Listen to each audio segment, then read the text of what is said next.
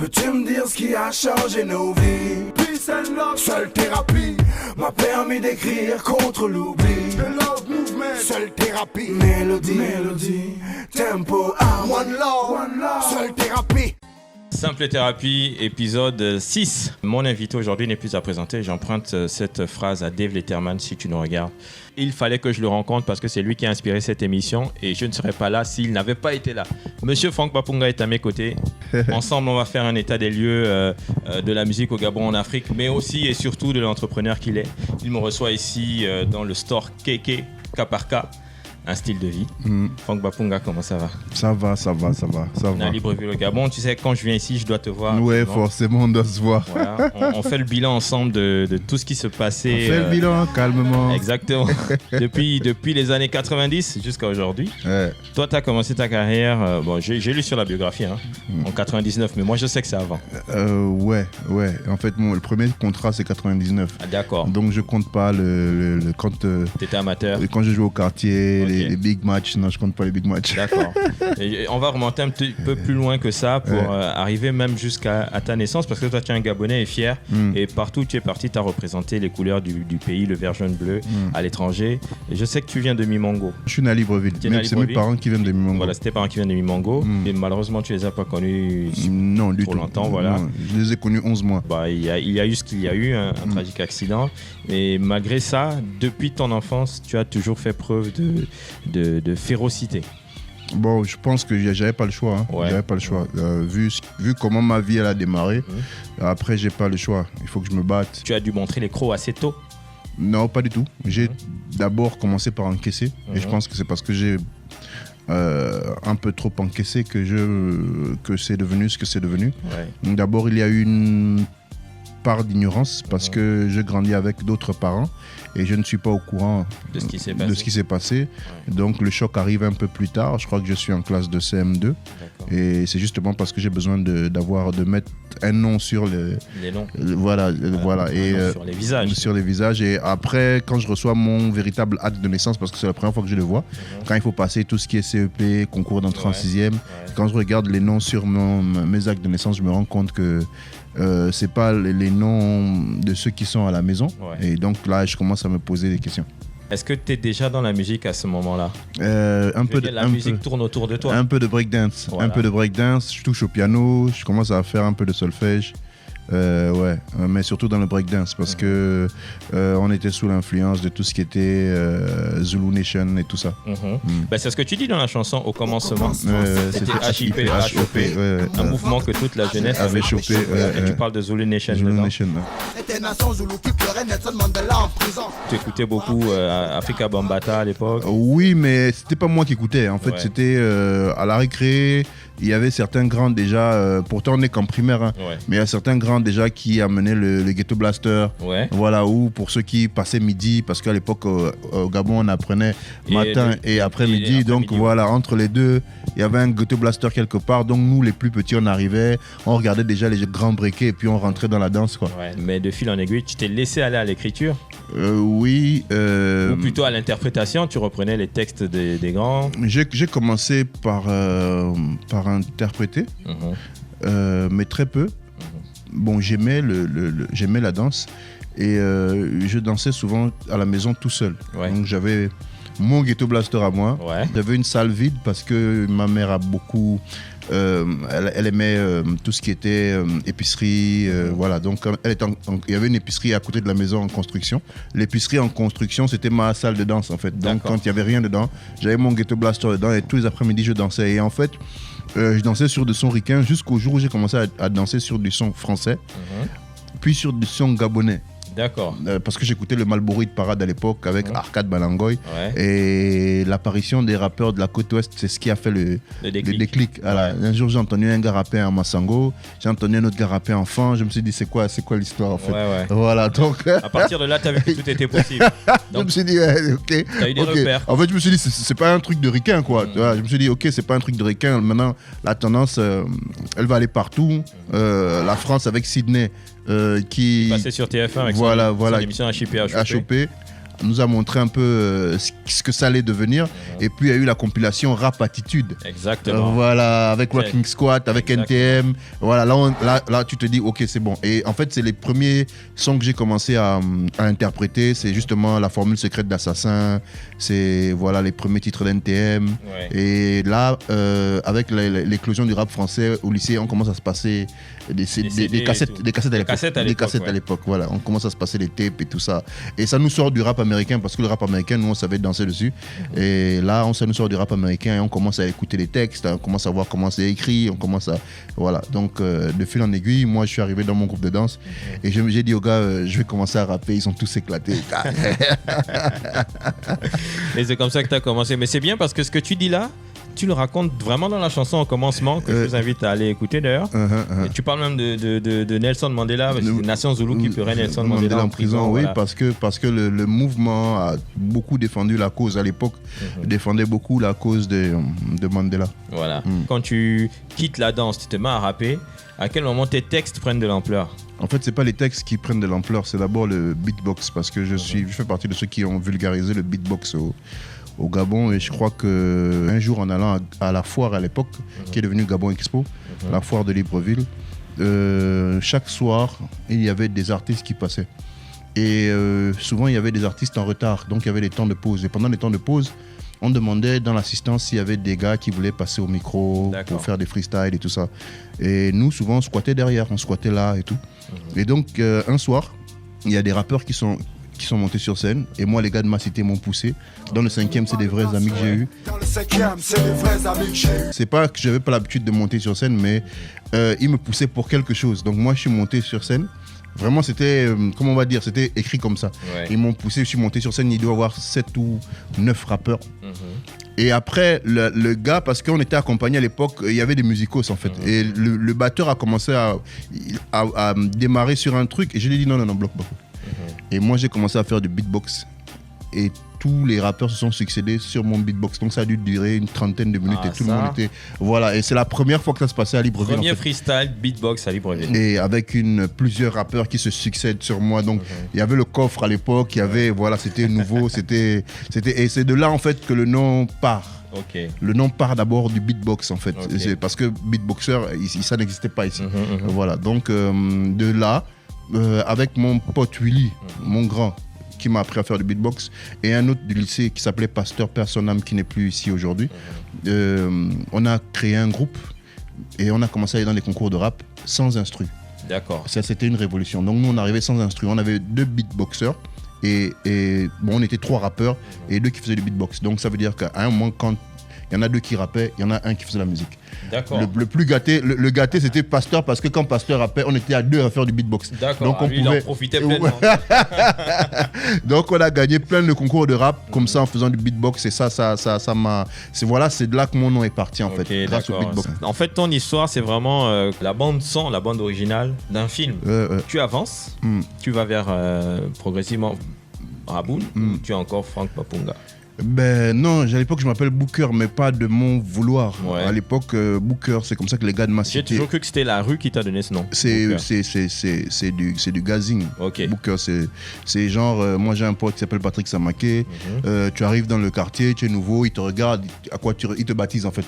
D'accord. Et donc à une époque, tu m'appelais Booker. Non mais c'était mauvais. Ça partait en cacahuète. Voilà. Mais au fur et à mesure, tellement de gens ont commencé à m'appeler comme ça. Tu vois, quand vous sortez du quartier et que tes gars t'appellent comme ça, et que d'autres personnes qui ne te connaissent pas commencent à t'appeler comme ça, tu peux pas te fâcher avec eux. Après tu laisses couler. Et donc ça m'a collé au basque. Et puis en allant de freestyle en freestyle, j'ai croisé Bibaloum Gang. Bibaloum Gang, membre de Raboul aussi. Voilà, et donc c'est Bibaloum Gang dans nos freestyles qu'on faisait à gauche à droite qui me ramène vers Tat Kombile et à Ting Passo. Donc DJ Zang Béton. Voilà, donc présentation faite, je suis accepté, mais lavage de cerveau par Tat Kombile qui me ramène vers le rap ricain, parce que pour lui c'est la base. Donc je crois que je me suis fait on m'a demandé de, bon, je vais pas dire brûler, je vais pas dire, mais on m'a dit de faire l'impasse sur le rap français et d'aller directement sur le rap ricain, d'aller sur le rap US, qui était le rap originel. Il avait pas tort d'aller sur le rap US et d'amener notre culture sur le rap US. Parce que la phrase c'était les Français, ils s'inspirent bien des ricains. Alors pourquoi nous on va s'inspirer des Français si on peut aussi directement s'inspirer des ricains? Aller à la source. Voilà, donc c'est ce qui a donné Raboun en fait, c'est ce côté afro, parce que nous on a commencé, les gens ne se rendent pas compte, mais on était un peu les premiers dans le monde francophone à faire de l'afrobeat. Donc on a pris ce qui était culturel chez nous, on a vu ce que les ricains faisaient, on a mélangé la sauce et ça a donné quelque chose de très éclectique à l'époque, parce qu'il n'y avait pas que Vie de haine, mais il y avait des sons comme Odimbo, Yaka, Mawendo, Yaka, Urano, Yaka, voilà.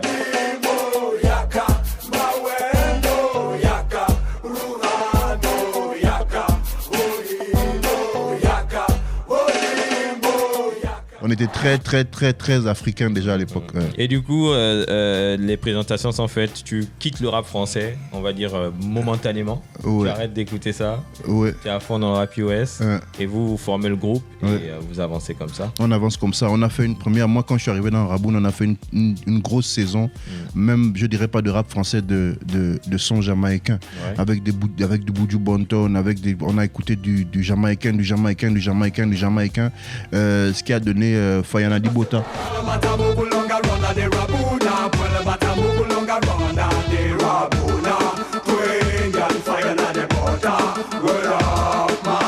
C'était vraiment un gros mix entre tout ce qui est jamaïcain, donc dancehall, reggae, raga, du son américain. Et du son local. Et du son local typique de chez nous. Raboun, donc vous étiez le premier groupe à faire le tour du Gabon. En matière de scène. Et à cette époque-là, est-ce que tu penses déjà à aller en carrière solo ou pas du tout? Non, pas du tout. Raboun, on était... Ça, c'est des idées de Zang qui faisait office de manager aussi. Donc quand on a commencé à tourner dans le Gabon parce qu'on nous invitait, mais après Zang a eu l'idée d'organiser notre propre tournée du Gabon à nous. Donc on a tourné aussi dans le Gabon parce que nous avons organisé notre tournée du Gabon. Et donc moi, à ce moment, je ne pense pas à une carrière solo. En fait, ce qui m'amène dans le solo, souvent, c'est que souvent quand on est en groupe, quand je travaille dans un groupe, je propose des choses. Et ces choses, la majorité n'accepte pas. Donc je les mets de côté. En fait, c'est ça le départ souvent chez les artistes du solo. C'est que tu proposes des titres. Par exemple, Yakwa, j'ai proposé à Raboun, c'est pas passé. C'est pas passé, c'est pour ça que tu l'as sorti à l'époque. Et nous, en fait, on croyait que tu démarrais déjà solo à ce moment-là. Voilà. Donc, c'est à Zang qu'on proposait des choses. Et donc, il y a des choses qui venaient de moi que Zang trouvait un peu trop avant-gardiste. Voilà, peut-être c'était ça le mot. Mais il trouvait pas ça efficace, il trouvait pas ça fort. Voilà, donc moi tout ce que je proposais, que ça ne passait pas dans les playlists, je mettais de côté. D'accord. Voilà. Et du coup, Raboun a fait son temps. Raboun n'a pas fait son temps, mais les membres de Raboun étaient appelés à faire autre chose. Moi, j'étais un peu celui qui avait le but très tôt de faire carrière dans la musique et dans rien d'autre. Tandis qu'est arrivé un moment où Tat Kombi, le groupe a éclaté parce que Tat Kombi partait en Afrique du Sud. D'accord. Au même moment, Amour allait à Dakar au Sénégal, donc on s'est éclaté. Et chacun partait pour ses études. Voilà. Et donc, moi j'étais le seul sur place avec Bibalung Gang. Mais Zang disait qu'on ne pouvait pas représenter le Raboun qu'à deux. Avec tout ce qu'on avait comme titre. On ne pouvait pas gérer les tournées à deux, on ne pouvait pas gérer tout ce qu'il y avait à gérer à deux. Le public n'allait pas comprendre. Non, pourquoi sur Vie de haine, il n'y a que deux gars. Voilà, ça pouvait pas être possible parce qu'on était 4 sur plusieurs tracks. Donc Zang et Tat Kombi, ils ont décidé de mettre le groupe en suspens. Le groupe a été mis en suspens, mais pas ta carrière? Non. Comment s'est fait la connexion avec Eben Entertainment? Avant que Raboun ne rentre en gestation, on est en attente du deuxième album qu'on prépare. Et pendant le temps de flottement, moi j'attaque le studio. D'accord. Et donc j'attaque le studio, je vais voir monsieur Georges Kangwa, KH Pro, pour un premier single, un premier maxi de 4 titres qui s'appelle L'Affranchi. Et donc lorsque le single Affranchi est produit, je refuse de prendre ce qui doit me revenir comme royalties. Voilà, pour produire Parce qu'avec Monsieur Georges, ça se passait comme ça à l'époque. D'accord, c'est ce que j'allais te poser comme question. Tu pouvais échanger tes revenus contre de la production. Voilà, contre de la production. Donc moi, j'ai demandé, au lieu de prendre de l'argent, j'ai demandé à avoir du studio et de la production. Et donc j'ai produit une compilation. Et donc Y'a quoi est sorti dans ma compilation. D'accord, ouais. Et dans ma compilation, il y avait Koba, il y avait Johnny B. Good, il y avait XL avec le défunt Dubai. Il est temps que la lumière se fasse, que tu ouvres les yeux, que tu consacres la vie comme un mur de glace qui écrase l'idéologie de l'ancienneté. Il y a le plastique, la chaussette, le seul moyen pour éviter le regret. En accord avec ma nature, la seule méthode pour préserver ton avenir est de porter la couverture. Il y avait Edenza, La 16, il y avait Anoche, quand j'étais.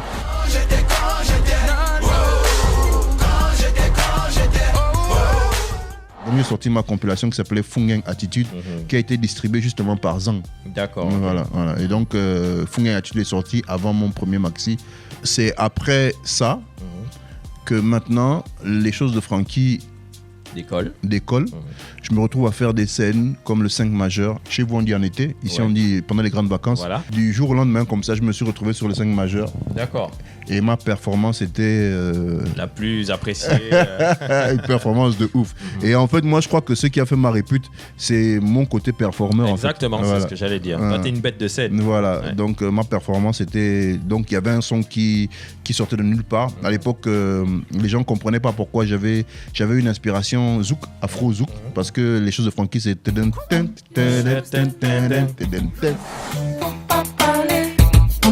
Ça c'est la vie. À l'époque, ça n'a rien de hip-hop déjà. Jamais. Donc, je me fais taper dessus par toute la corporation hip-hop. Et c'est même pour ça que ça a marché. Parce que les hip-hopers n'ont pas compris, mais le public a suivi. Voilà, je me fais taper par toute la corporation hip-hop. Mais ça décolle, succès national déjà. Et puis, c'est avec ce succès que je suis contacté donc par Eben, via Mastakoudi, qui est un cousin à moi. Ouais.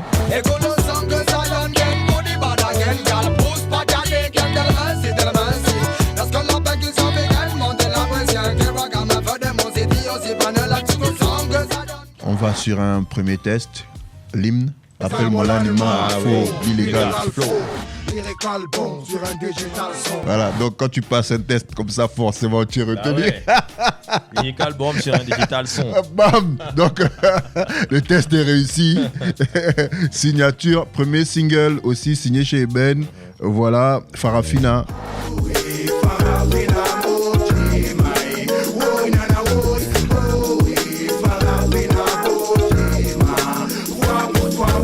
Et c'est comme ça que j'intègre le label Eben. Ouais, c'est vraiment une belle histoire. Et une fois que tu as intégré le label Eben, tu te mets à travailler sur l'album L'Animal.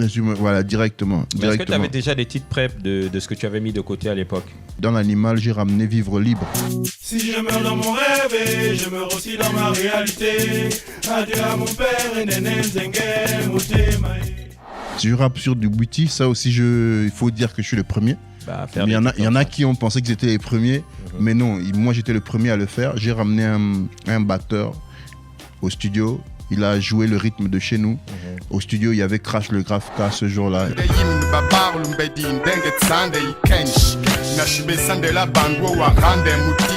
Ça aussi, j'avais proposé à Raboun. C'était pas passé. Ça aussi, c'était pas passé. Il y avait Zang, il y avait... Mais c'est vraiment des titres qui te ressemblent, ça. Voilà, je pense que c'est aussi pour ça que Zang n'a pas accroché. Parce que c'était très perso. C'était des titres très, très, très perso. Et donc, j'ai posé dessus en 2002 et c'est passé inaperçu. D'accord. C'est vraiment passé inaperçu. Je jouais ça sur scène.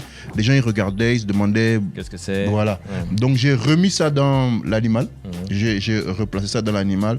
Et c'est dans L'Animal que les gens, donc en 2005, 2004, 2005, 2006, quand ils sont en France, parce qu'ils sont ici en 2005, ils sont en France en 2006. Et donc, c'est en 2005 que les gens commencent, donc 4 ans après, à comprendre le morceau, à adhérer au titre. Ben, notamment, L'Animal a été porté par le premier single, Espoir. Dans lequel tu dis une phrase forte, ici plus personne ne vient en safari depuis Kaélé a fait Rastafari. Ici plus personne ne vient en safari depuis Kaélé a fait Rastafari. Là tu parles des personnes qui viennent piller l'Afrique. Tu dis depuis que nous résistons, ils n'osent plus venir. Je ne dirais pas qu'ils n'osent plus venir, mais sauf que nous ne sommes plus des trophées. Ouais. Parce que le safari, c'était venir jouer avec tout ce qui est féroce. Exactement. Buffle. Faire même de la chasse. Voilà, buffle, lion, éléphant, voilà, et donc accrocher les trophées, Dans les leur têtes mur. dans leur, voilà. Donc cette affaire de venir chercher les trophées, ici, c'est à un moment donné, ça s'est arrêté. Ouais. Même si on a perdu Sankara, même si on a perdu Lumumba, voilà. Donc ça, à un moment donné, ça a commencé à freiner. Ça a commencé à freiner. Ça a commencé à freiner. Donc voilà pourquoi je dis ici, plus personne ne vient en safari. Depuis Kaïlé a fait Rastafari, il a fallu que des gens se lèvent et des gens se battent pour la cause des Africains face aux colons, aux colonisateurs. Voilà pour que... Et tu as tenu à le rappeler dans tes chansons. Moi, j'ai pas tenu à le rappeler en fait. C'est pas comme ça que je pense quand j'écris. Moi, je pense que j'écris une part d'histoire pour les générations qui vont arriver après moi. En fait, donc, je n'écris pas pour l'heure. Je n'écris jamais pour l'heure. J'écris toujours pour plus tard. Pour plus tard. Les générations futures. Voilà, pour laisser une trace de ce qui s'est passé, en fait. Voilà, donc je ne suis pas... C'est quelque chose qui ne passe pas encore dans mon pays, à mon sujet. Les gens ne comprennent pas. Je ne suis pas quelqu'un qui écrit sur l'actualité. Et tu n'es pas dans l'émotion, en fait. Je déteste ça. Ouais. Je déteste écrire sur l'actualité. Il y a une maison qui a brûlé et puis je prends mon bic et puis j'écris parce qu'il y a une maison qui brûle. Ouais. Je déteste ça. Je pense que j'ai cette idée de penser que j'en profite. Ouais, je vois. Voilà, j'en profite. Voilà, j'en profite. Buzz. Voilà, j'en profite parce qu'il y a eu un gros accident à tel endroit. Je prends et puis j'écris. Non, je suis plutôt dans la prévention. Moi, je fais dans la prévention. J'aime avertir, j'aime anticiper. Ou, quand ça s'est passé, j'aime le rappeler. D'accord. Voilà, okay. Ça veut dire que, rappelez-vous qu'en 2000, il y a eu ces... Voilà. Mais sur le moment, je suis aussi touché que tout le monde. Et pour ma part, c'est mon esprit qui est comme ça, c'est ma façon d'être qui est comme ça. Quand je suis touché, je me tais. Quand je prends des coups, je me tais. Quand je suis débordé, je me tais. J'observe, j'analyse, je machin, nanana. Et en fait, l'histoire fait que tout est cycle, tout se répète. Et donc maintenant, à des moments, tu arrives à voir le cycle recommencer. Tu arrives à voir le cycle prendre forme. Et tu peux dire, maintenant, ce qu'on est en train de vivre là, on l'a déjà vécu. Exactement. Et faites attention parce que ça va revenir. Voilà. Donc moi, c'est comme ça que j'écris. Et donc quand on écoute mes chansons, c'est souvent plusieurs rappels qui nous amènent vers quelque chose. Voilà. Non, on peut penser bêtement que c'est une période donnée, mais que c'est quelque chose. Non, ça va revenir. Ouais. Ça va revenir. Je dis ça parce que, par exemple, en 2016, on m'a... Les fans se sont plaints parce que j'ai rien dit, parce que j'ai pas parlé tout de suite, mais j'étais aussi choqué que tout le monde. Et moi, en fait, j'ai vécu 2016 2 fois, parce que j'ai vécu Siloé. D'accord. Siloé, c'est quand on a siégé, par exemple, Mbabé Solo. Ouais. C'était même chose, même cas de figure, hélicoptère. Dans les années 90. Hélicoptère, bombardement, C'était exactement le même schéma, c'est le même procédé. Il n'y a rien qui a changé. Ouais. Et j'ai écrit une chanson en 2014-2015 qui fait lâche l'affaire, la violence est trop féconde. Tu oublies que la terre est ronde, tu parles feu. Par le feu, lâche l'affaire, la violence est trop féconde. Tu oublies que la terre est ronde, tu parles feu, meurs par le feu. Ça, j'écris 1 an, 2 ans avant. D'accord. Voilà, j'écris ça 1 an, 2 ans avant.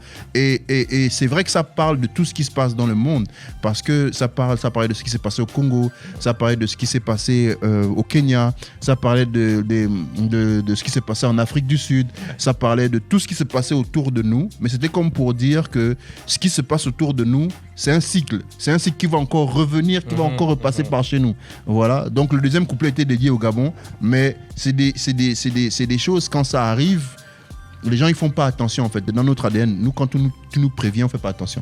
Quand tu nous préviens de quelque chose, on fait pas attention. Mais quand ça arrive, on se remémore. Il faut et surtout des boucs émissaires. Parce que dès que ça arrive, il faut trouver des fautifs, il faut trouver et souvent ceux qui n'agissent pas, sont. C'est sur eux qu'on tombe. Surtout sur ceux qui restent silencieux. Ouais. On a le même symptôme, si je puis dire. Le même tempérament. Quand quelque chose arrive comme ça, Moi aussi, je parle pas tout de suite. Je me tais, j'observe beaucoup. Et les gens pensent que ton silence, c'est que tu acquiesces. Oui, comme on dit, il y a une phrase qui dit le plus mauvais, c'est pas la phrase m'échappe quand on dit que c'est le silence des gens bien. Oui, effectivement. Voilà. J'ai vu cette citation. Le monde ne sera pas mis à sac par les gens mauvais, mais plutôt par les gens de bien qui ne disent rien. Voilà. Mais le problème, c'est pas que il faut bien surveiller mes écrits, il faut bien surveiller mes textes. Moi, c'est pas que je ne dis rien, je dis tout. Ouais, tout est déjà écrit. Voilà, mais je dis tout, mais avant. Moi, c'est pareil, c'est dans mon couple, avec mes amis, je suis celui qui prévient un peu. Mais sauf que quand je préviens, tout le monde rigole. Ouais. Tu vois, je suis celui qui dit là où on va là. Et en fait, ça me donne souvent un côté on me traite de pessimiste. Oui, moi, je suis pas pessimiste, je suis juste réaliste. Et je sais reconnaître les débuts de cycle. Tu vois, donc en amitié, en couple, dans la vie, au travail, dans le business, il faut savoir reconnaître les cycles parce que la vie n'est que cycle et ça reprend. Et quand ça arrive, maintenant que tu te tais, on te demande pourquoi tu ne parles pas. Ouais. J'ai déjà parlé. Qu'est-ce que tu veux que je dise? Souvent, c'est même plus énervant. Et souvent, on se frustre et souvent, ça peut amener même à une séparation parce que justement, quand les problèmes arrivent, toi, tu veux pas parler, tu veux pas prendre la parole. Parce que voilà, en fait, tu as l'air idiot parce que tu as vu le truc venir, tu as prévenu, mais quand tu as prévenu, et souvent, c'est même dangereux ou pas, comment je dis dangereux, c'est même... c'est comme remettre de l'huile sur le feu. Ouais. Quand tu dis à tes potes, je vous avais prévenu. Exactement. Ouais. Et là, ça cause des bagarres. Mais dans la chanson Simple Thérapie, qui a inspiré cette émission d'ailleurs, tu dis j'ai fait un rêve comme Martin Luther. Tu expliques que l'Afrique unie, c'est pas une utopie. Peace and love, seule thérapie. C'est seule thérapie. Ouais. Parce que je me suis beaucoup déplacé. J'ai jamais eu de problème à travailler avec d'autres esprits, d'autres façons de voir les choses. Je pense que la limite de l'homme est à l'intérieur de lui. La limite de l'homme, c'est le système de pensée, c'est les barrières que nous avons, c'est les blessures que nous avons, c'est la vision des autres que nous avons, qui n'est qu'une vision de nous-mêmes, en fait. Parce que quand on regarde quelqu'un, ce que nous regardons, c'est ce que nous pensons de lui, c'est pas ce qu'il est. Exactement. C'est juste le reflet de notre propre intérieur. Donc moi, je pense que les barrières entre Africains n'ont été montées que par les gens qui ont voulu nous diviser. Et donc, tant qu'on sera divisé, ce sera bien pour le business de quelqu'un. Et donc, Simple Thérapie, c'est pour dire que tout ne marchera que quand on aura réparé, fait tomber les barrières que nous avons en nous. Donc c'est pour ça que je dis One Love, parce que même comme Marley chante One Love, quand il chante One Love, One Blood, c'est le même sang, mais il n'y a qu'un seul amour qui peut nous réunir. En vérité, l'amour va triompher. Exactement. Voilà. Donc en 2005, tu remportes un Cora Award avec Eben Entertainment. C'était un peu avant, c'était 2003. L'album n'était pas encore prêt. Je crois que je commençais à peine, mais on s'est déplacé justement avec l'hymne Révélation de l'année, avec Eben and the Family. Eben Family plutôt. Eben Family. Donc avec Eben Family, on a les révélations de l'année au Cora en Afrique du Sud, à Johannesburg. Que la vie nous a offert ce qu'on a approché à ça, on ne lâchera pas. Les jeunes de la rue te parlent de mafia. Regarde en Afrique, un gars qui parle rien. Que la vie nous a offert ce qu'on a approché à ça, on ne lâchera pas. Les jeunes dans la rue te parlent de mafia. Regarde en Afrique, repose, tu parles de rien. En 2005, je perds contre Werason. Central Africa, meilleur artiste mâle Afrique centrale. Nominees are Baponga, Gabon. Werason, DRC. And the winner is Werason. À l'international, j'ai plus été considéré comme un artiste que comme un hip-hopper. Ok. Donc, du coup, j'ai toujours été dans des catégories avec des artistes, on va dire, de l'époque populaire. Melting pot, voilà. Donc, il y avait Wera avec moi. Et donc, tu pouvais pas lutter. Non. Et c'est l'année où Koba est dans la catégorie rap. Et Koba gagne le award du champion d'Afrique. Hip-hop group or artist. Meilleur groupe ou artiste hip-hop. The nominees are Koba, Gabon. And the winner is Koba.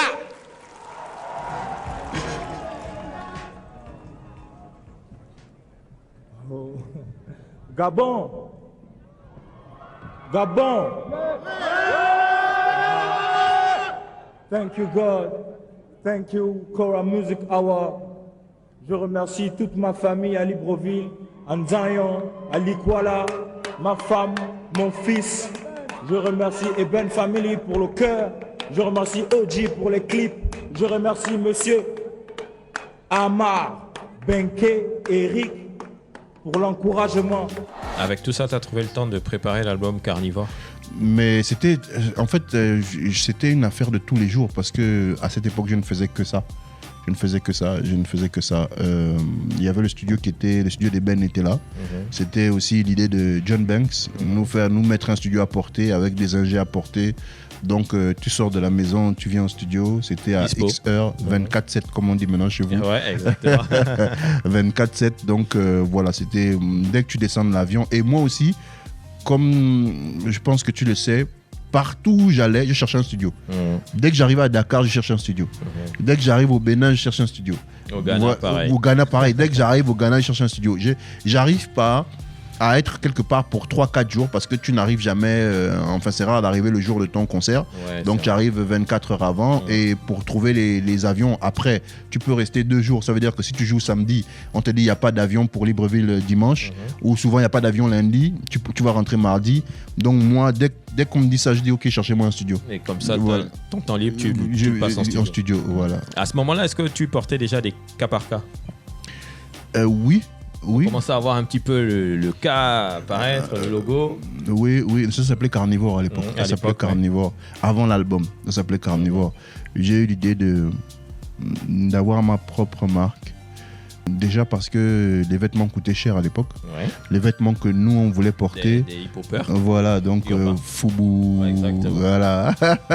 À l'époque, il y avait même Sean Jones. Yeah. J'avais des ensembles, j'avais des complets à pression. Sean Jones. Et donc, voilà, je voulais avoir ma marque pour des raisons économiques déjà. Je voulais avoir quelque chose pour moi d'accessible, mais de qualité. Je voulais avoir quelque chose adapté parce que tout ce qui arrivait des States à l'époque c'était lourd. Ici on en a un pays chaud et voilà, et humide, et donc c'était trop lourd pour nous. Moi c'était bien beau de jouer les Américains, mais sous le soleil, c'est pas pareil. C'était chaud, voilà, donc je voulais avoir quelque chose de plus léger. Voilà, donc je me suis lancé dans une marque de t-shirt d'abord. En fait l'idée était de ne plus parce que en fait dire ça comme ça c'est facile, mais le baggy St. John il était à 70 000 francs. Voilà, le blouson St. John était à 140 000 francs. Tu vois ce que je veux dire? Ce qui est extrêmement cher. Voilà, à l'époque, même si avant on disait qu'il y avait plus d'argent au pays, mais quand même, ça restait cher. Un peu. Le t-shirt LC Waikiki, il était à 70 000 le t-shirt. Voilà, LC Waikiki, CD Popcorn, c'était des t-shirts de 40-50 000 le t-shirt, 70 000. Donc quand tu voulais être frais, tu payais le prix. C'était lourd, tu vois. Donc moi déjà c'était dans cet esprit de casser ce t-shirt à 70 000 là. Et il y avait aussi le fait de ne plus vouloir faire de publicité aux autres. Avec Eben aussi on avait eu un contrat avec Dia. D'accord, Mohamed Dia, qui a été le styliste de la NBA aussi. On portait Dia. Avant ça, dans Raboun, on avait un contrat avec Inchi Jeans. D'accord. Voilà, donc il y avait cette expérience déjà de porter des vêtements plus d'américains. J'ai porté gabonais, j'ai porté français. Donc avec ça, j'ai commencé à me faire coudre mes premiers baggy. Si vous regardez le clip One Time, je suis tout en rouge, mais le baggy, il est à moi. One time, petit, on aimerait. Two time, après Dieu seul sait. Three time, maintenant je me connais. Et c'est de ce baggy en fait qui est partie l'inspiration de Carnivore. D'accord. Voilà, parce que j'ai commencé à dessiner des baggy à moi. Ça me coûtait moins cher. Je les dessinais, je les faisais coudre. Moi, je suis pas couturier, mais je les faisais coudre. Un jour, à la nuit de la musique, la première nuit de la musique, j'ai pris l'idée. Concert ici au Gabon. 40 000 personnes. Je prends l'idée de faire 5 t-shirts. Donc, sans complexe, je vais au marché Montbouet, marché de Libreville. Très populaire. Voilà, je prends 5 t-shirts noirs. Et j'écris dessus Carnivore. Et j'en donne un à Nix qui vient du Sénégal. Ouais. J'en donne un à mon DJ de l'époque, DJ Touch. J'en donne un à DJ Daouda qui accompagne La Fuente. Moi j'en ai un et je crois que j'en donne un à Caprim qui est mon backer. Voilà. Et c'est de là que par cas, en fait, cas par cas est venu parce que ce jour-là, quand Monsieur Benke voit Carnivore, il me dit « Ah, mais ça, c'est bien pour le titre de ton deuxième album, ça. » D'accord, c'est là qu'il te le dit. Et voilà. Donc, moi, je continue à faire les t-shirts Carnivore, mais quand l'album arrive, je ne veux pas que Carnivore soit un produit dérivé de mon album. Parce que tu sais que quand un album sort, tout ce qui est autour et qui porte le même nom, ça devient un produit dérivé. Le branding, quoi. Voilà, et je veux pas. Donc, du coup, ça part de Carnivore Session pour cas par cas. Donc quand l'album Carnivore est presque prêt, je me fais un brainstorming et j'essaie de trouver dans mes phrases, dans mes textes, quelque chose qui va me... Et je tombe sur un titre à moi qui s'appelle Trop balèze, justement dans Carnivore. Trop balèze.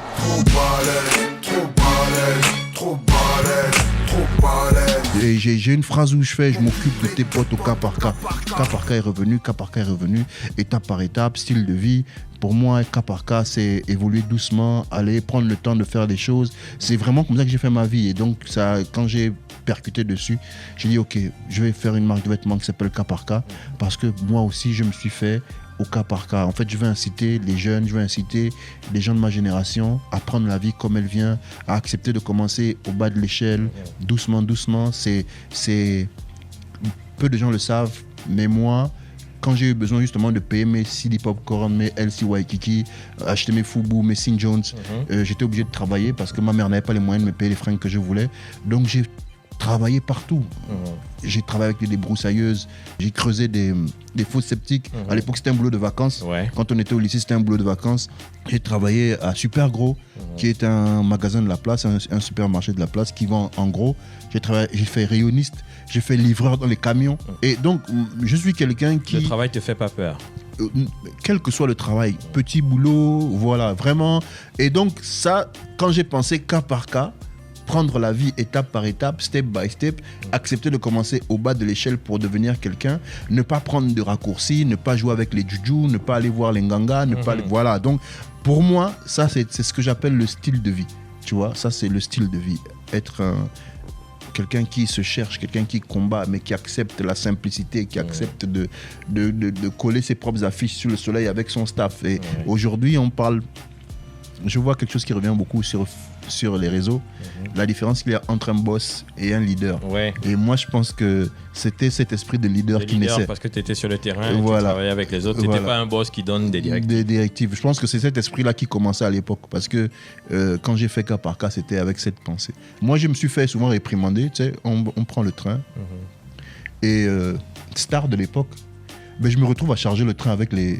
avec les bagagistes. Et donc, c'est le manager qui crie sur, mais qu'est-ce que tu fais? En fait, parce qu'on avait notre sono. Tu vois, et donc, souvent... Il fallait prendre soin de la sono parce qu'eux, ils font pas attention. Voilà. Donc, il y avait la sono, il y avait les trucs qui partaient, il y avait les fly cases. Et donc, tu vois... Et souvent aussi, ils sont lents. Ouais, il y a de ça aussi. Ils sont lents. Voilà, donc tu vois, tu as ce truc qui te démange. Et tout de suite, tu te retrouves. Et j'ai le manager qui me crie dessus. Mais c'est quoi? Maintenant, si tu te fais mal et tout, tu peux te faire mal. Voilà, tu peux te faire mal au dos, tu peux te faire mal à l'épaule et tout. Arrête, machin. Donc, moi, je suis comme ça. Dès que je peux faire quelque chose, et c'est pour ça que j'ai fait cas par cas, en fait. Donc, cas par cas, c'est pas qu'une marque de vêtements, c'est aussi une philosophie de vie. Et aujourd'hui, qui est la marque, enfin la boutique, le store où on est, elle est même plus gérée par toi. Non, c'est géré par ma femme. Parce que cas par cas, c'est officieux depuis 2005. C'est officiel depuis 2007. Quand je pars d'Eben en 2009, je crée le Saphir. On va en parler peut-être. Et je ferme cas par cas en fait parce que je suis locataire à Montagne Sainte. Je ferme cas par cas pour chercher quelque chose de plus grand. Donc je suis dans une période de flottement un peu. Donc je produis plus beaucoup. Je fais du dépôt-vente. Mais je produis plus beaucoup parce que je cherchais un plus grand espace. J'ai essayé d'ouvrir à Port-Gentil, j'ai essayé d'ouvrir à Lambaréné. Et loin de ces villes, la gestion se faisait mal. Ouais. Mais voilà, la gestion se faisait mal parce que tu as tes recettes qui n'arrivent pas, tu as ton argent qu'on ne te reverse pas à temps. Lambaréné, c'était bien parce que j'y allais. C'était à côté du voilà. Brésil, Mais Port-Gentil, souvent, les recettes ne reviennent pas.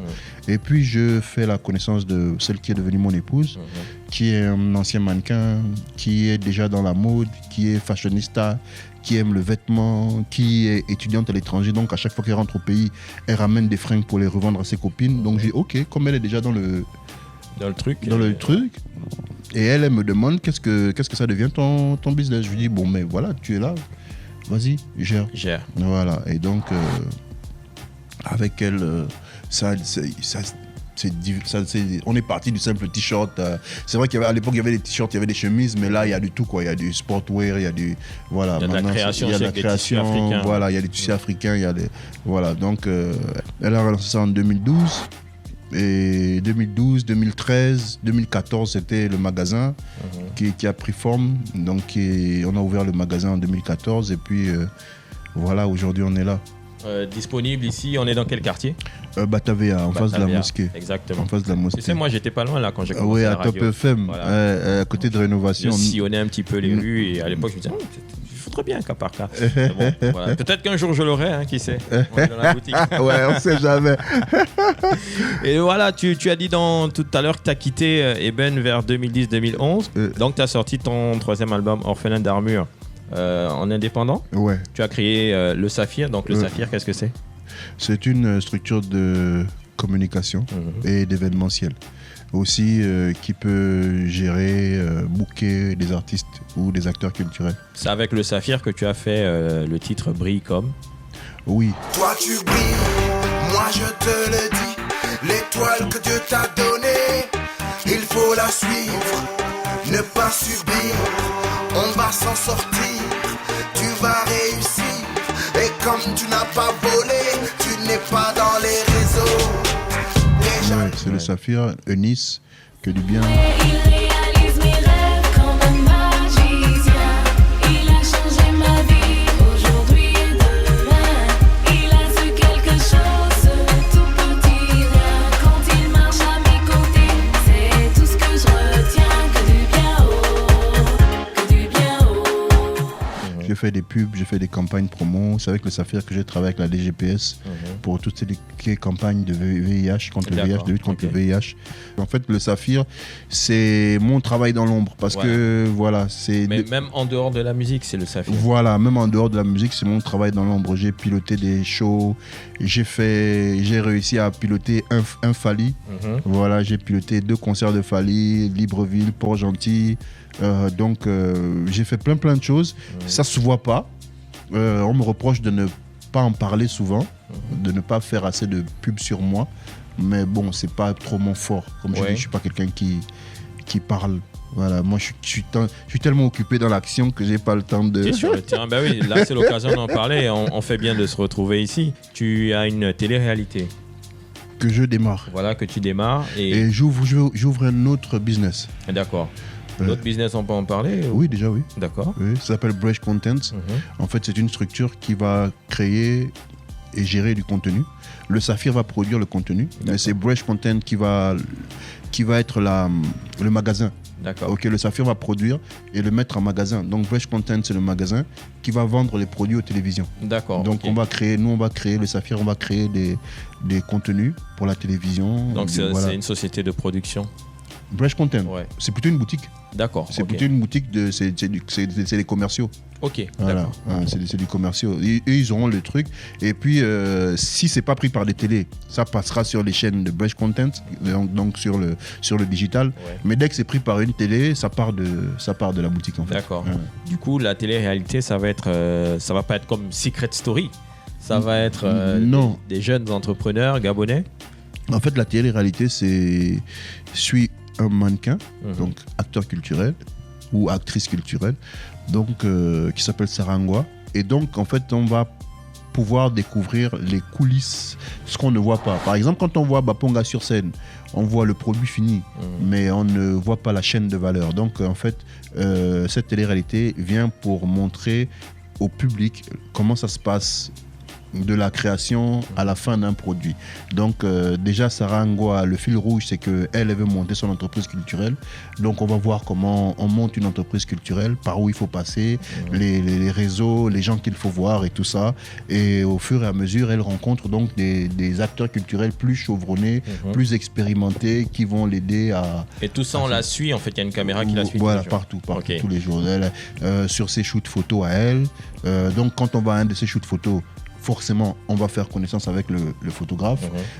Quand elle va chercher ses robes chez Chouchou Lazare, donc on va découvrir l'atelier de Chouchou Lazare, on va découvrir le créateur. On voit son quotidien.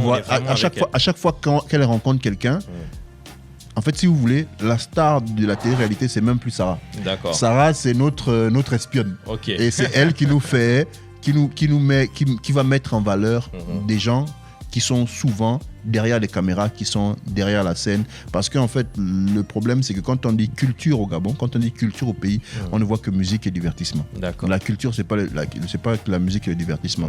Et il y a plein de métiers derrière qui font vivre la culture. Et donc, nous, ce qu'on aimerait, c'est mettre en avant déjà la femme, parce que la femme a longtemps été... la femme, normalement, dans notre culture, c'est quelqu'un qu'on doit mettre en avant. Déjà, la maternité allaitante, c'est pour dire beaucoup. Déjà, le rôle que la femme occupe, quand on parle de la mère des jumeaux, quand on parle dans notre culture, c'est important. Donc déjà, mettre une femme en avant sur cette télé-réalité, c'est déjà lui donner de la visibilité. Après, on va mettre en avant les acteurs culturels, leur environnement. Toujours dans le même format. Je veux dire, télé-réalité, on va suivre les acteurs culturels. En fait, quand on les rencontre... Vous faites un focus sur eux? Oui, si elle te rencontre toi, c'est plus le focus sur Sarah en fait. C'est plus sur moi. C'est sur toi. Ok, d'accord. En fait, c'est comment que ça se passe. En fait, quand Sarah vient te rencontrer, nous on se concentre sur toi et pas sur Sarah. Ok. Voilà. Donc c'est toi qu'on veut connaître. Donc toi tu parles avec Sarah. Bon, c'est clair que c'est un peu scénarisé. La télé-réalité aujourd'hui, c'est un peu scénarisé. Et donc, mais on fait plus le focus sur ces rencontres pour connaître les métiers, pour connaître ton métier. Toi, aujourd'hui, tu n'es plus que DJ. Et surtout, c'est ce qui est intéressant. Aujourd'hui, on part d'une passion pour d'autres métiers. Moi, ma passion, c'était la musique. Mais aujourd'hui, je suis acteur culturel. Je suis entrepreneur culturel. Toi, au départ, ton métier, tu as commencé par l'animation à la radio, je crois. Et puis après, tu as développé autre chose. Et en fait, il y a ce côté aussi que le public ne connaît pas. Par exemple, dans notre télé-réalité, Sarah va voir FANG. Mais elle va pas voir FANG parce que c'est un artiste rappeur. Mais c'est parce qu'il est infographe en fait. D'accord. Ah oui, tu vois, là, moi, je connais. Je savais pas qu'il était infographe. Et lui, il y a plusieurs visuels qu'on voit tous les jours sur les réseaux sociaux qui viennent de FANG. Et on ne sait pas que c'est lui. Donc ça met Sarah va voir FANG pour que nous, on arrive à mettre ça en lumière. C'est ça la télé-réalité. Donc aujourd'hui, tu as été artiste, entrepreneur et puis multicasquette. Tu fais aussi plein d'autres choses. Dans la chanson Espoir, tu dis que tu as 2 petits Dibo. Ton nom à l'état civil, c'est Franck Stéphane Dibo. Avec tout ce que tu fais aujourd'hui, qu'est-ce que toi tu préfères? Être entrepreneur, être un père, être artiste ou tout simplement être Franck Stéphane Dibo? Être en famille. Être en famille. Moi, je crois que j'ai fait tout ça pour être en famille. C'est aussi quelque chose que les gens ne savent pas. Même quand on se lance dans une carrière musicale, il y a des sacrifices qu'on ne veut pas faire. Il y a des sacrifices qu'on ne veut pas faire. Moi, être absent de la maison 1 mois, c'est pas possible. J'ai fait ça une fois, je ne le referai plus. Voilà, j'ai fait ma tournée ouest-africaine, j'étais absent 1 mois et 2 semaines ou 1 semaine, je ne le referai plus. C'est pas moi. Je veux dire, même quand on veut faire de la musique, il y a des choses qu'on ne... Moi, j'ai vécu, j'ai pas eu de famille. Et je pense que je voulais avoir ma famille. Voilà. Et donc, je ne laisserai rien me séparer de ma famille. J'aimerais donner à mes enfants ce que je n'ai pas eu. Donc, la présence d'un père, un père qui est constamment là, voilà. Donc, moi, il m'arrive de refuser certaines choses parce que je veux pas. Je veux que moi, voilà, c'est que mon équilibre, c'est ma famille. Ce qui m'a porté dans la durée et ce qui m'a aidé à me construire en tant qu'homme, c'est parce que j'ai toujours su ce que je voulais. Je savais que je voulais faire carrière, mais je savais que par-dessus, je voulais avoir ma famille. Je savais que les deux, souvent, ne sont pas très.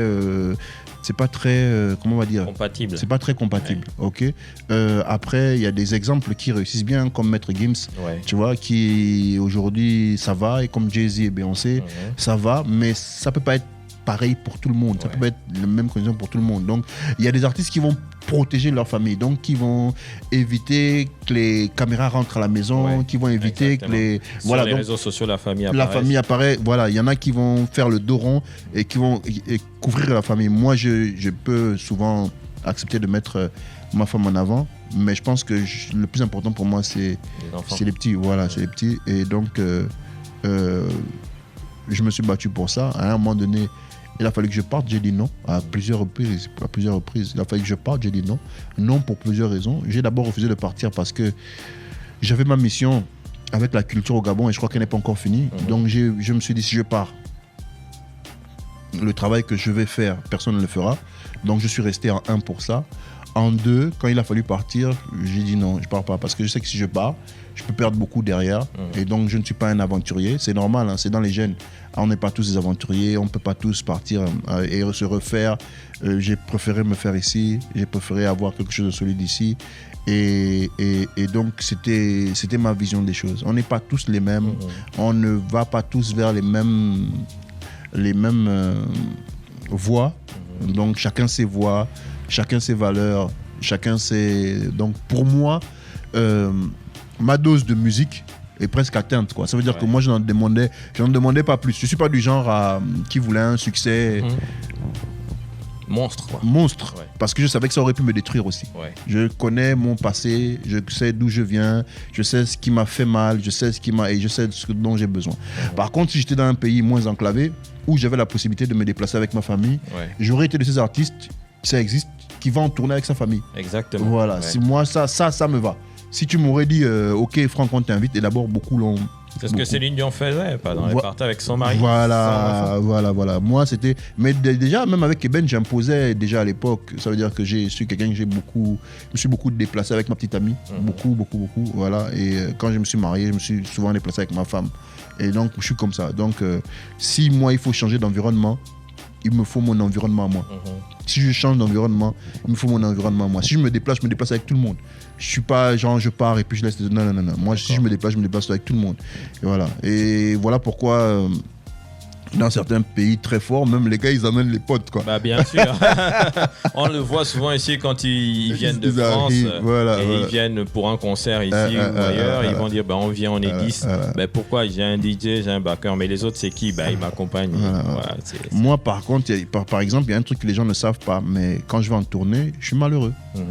Si je sors du pays et que je suis à l'hôtel, quel que soit l'hôtel, je suis malheureux. L'hôtel 5 étoiles, parce que tu n'es pas avec tes proches. Voilà, je suis malheureux. C'est ce que Stromae disait aussi. Voilà, je suis malheureux. Et donc, si ça continue, ça peut me pousser à combler le vide avec d'autres substances. Donc moi, je suis comme ça. Tu connais tes limites. Je suis comme ça. Donc moi, il m'est arrivé de me retrouver loin et d'avoir envie de rentrer tout de suite. Je me suis retrouvé loin, j'ai envie de rentrer tout de suite. Et d'abord... même quand je viens sur Paris, c'est pour 5 jours maxi. Oui, bien sûr, bien sûr. À chaque fois, on se voit un coup de vent parce que déjà il fait froid, tu veux pas être là. Je fais ce que j'ai à faire et je bouge. Ta mission culturelle se poursuit. Donc, dans 10 ans, avec tout ce que tu fais, qu'est-ce que tu voudrais laisser comme héritage? Est-ce que c'est le statut de l'artiste reconnu au Gabon ou est-ce que c'est autre chose? Les bases. Les bases. Le statut de l'artiste, pour moi en fait, le statut d'artiste, c'est un combat noble. Il faut que le statut soit adopté, mais pour moi c'est pas le plus important. Le plus important c'est ce que nous portons en nous. Le plus important c'est ce que nous donnons, pas ce qu'on reçoit. Et pour moi j'aimerais changer la façon, j'aimerais changer le procédé. En fait, j'ai toujours été fatigué par ceux qui attendent. J'aimerais inculquer aux gens qui tournent autour de moi que nous pouvons donner sans attendre. Nous pouvons porter des choses, nous pouvons porter des projets, nous pouvons... C'est ça l'indépendance en fait. L'indépendance, souvent on pense que l'indépendance c'est un cadeau, c'est un présent qu'on reçoit, c'est une liberté qu'on reçoit. Et moi je ne pense pas. Moi je pense que rêver c'est déjà être indépendant. Je pense que mettre en forme les rêves que nous avons, c'est déjà se libérer. Voilà, donc aucun esprit n'est emprisonné, sauf que par des paroles, sauf par des choses que nous recevons. En fait, l'emprisonnement, il se fait à l'intérieur de nous. Il ne se fait pas à l'extérieur. Voilà. Et donc, pour moi, c'est faire tomber ces barrières. J'aimerais que la façon dont on regarde la culture au Gabon soit différente. J'aimerais qu'on soit plus professionnel, plus constant, plus discipliné, plus acharné, plus... Voilà. J'aimerais... je sais pas ce qui te porte. Je sais pas ce qui peut te faire autant de kilomètres pour venir m'interviewer moi ici. Je sais pas ce qui te... Tu vois ce que je veux dire? Ouais. Et pour moi, j'ai toujours dit dans mes interviews, si tu cherches, je suis quelqu'un qui passe à l'action tout le temps. Mais je n'aurais pas terminé ma mission si je reste seul. Mais si on commence, tu vois, on est 2, 3, 4, 5, 6, 7, 8. À partir du moment où on sera plusieurs, je serai satisfait. Aujourd'hui, je suis content. Gars, je suis allé poser dans le studio d'Angie Bling. Ouais. Tu vois ce que je veux dire? Je suis rentré dans le studio d'Angie Bling et j'ai posé. Et ça, c'est des trucs pour moi... Quelle autre joie. Quelle autre joie. Donc, j'aimerais que nous soyons plus entreprenants, plus dans l'action que dans la critique. Mais surtout, au lieu de se demander qu'est-ce que l'État a à nous offrir, c'est de se dire qu'est-ce que nous pouvons apporter à l'État. Exactement. Changer les choses, c'est ça. Ce n'est pas attendre. Parce que tant qu'on attendra de l'État, je ne pense pas que l'État connaît mieux la musique que moi.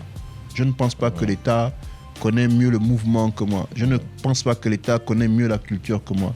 Donc je pense que c'est moi qui dois imposer un rythme, c'est moi qui dois apporter quelque chose. Je pense que c'est moi qui devrais donner le rythme. Le BPM, c'est moi. C'est moi qui donne le BPM. Et donc, si j'arrive à impacter sur mes semblables ce genre de pensée, oui, je commencerai à dire que je peux arrêter. Une telle philosophie, ça méritait d'être dans Simple Thérapie, ton émission, parce que c'est toi qui as inspiré cette émission. Merci. C'est ce que tu vois, c'est ça. Quand tu me dis que j'ai inspiré une émission, c'est ma part. C'est ma part du progrès. C'est ma part du progrès. Moi, je pense que chaque être humain devrait amener sa part au progrès et ne pas attendre que le progrès se fasse. Parce que je me rends compte que autour de moi, c'est ce que j'entends plus. Oh, on n'a pas ça. Oh, on n'a pas ça. Oh, on n'a pas ci. On n'a pas ceci. On n'a pas cela. Oh, chez les autres, il y a ça. Mais chez les autres, c'est des gens comme toi et moi qui ont posé des actes. Exactement. Ça ne s'est pas fait tout seul. OK, voilà. Donc, pour moi, c'est ça. Arrêtons de dire qu'on n'a pas ci, on n'a pas ça. Toi, personnellement, qu'est-ce que tu donnes? Et c'est sur cette question qu'on va se quitter, Bapunga. Et on se donne rendez-vous peut-être l'année prochaine. Ok. Je t'ai même pas souhaité bonne année. Meilleurs vœux. Voilà. Santé. Le reste, on peut. On va aller le chercher à la force. Voilà. Voilà, tout simplement. C'était donc Simple Thérapie, épisode spécial en direct de Libreville avec Bapunga. Nice.